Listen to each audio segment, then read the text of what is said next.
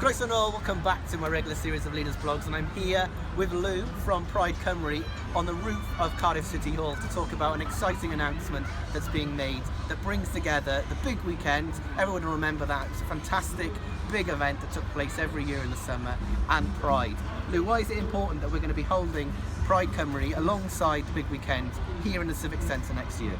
Well, next year is the anniversary of the passing of the Sexual Offences 1967 Act, partial decriminalisation of gay sex. So that's a massive year for us. So to be in the heart of the city, in front of Crown Court, in front of the government, in City Hall is really, really special to us. Great, fantastic. And when's this event likely to take place next year? August bank holiday, so the 25th, 6th and 7th of the month. And yeah. You're excited? I'm terrified. No, I am really excited.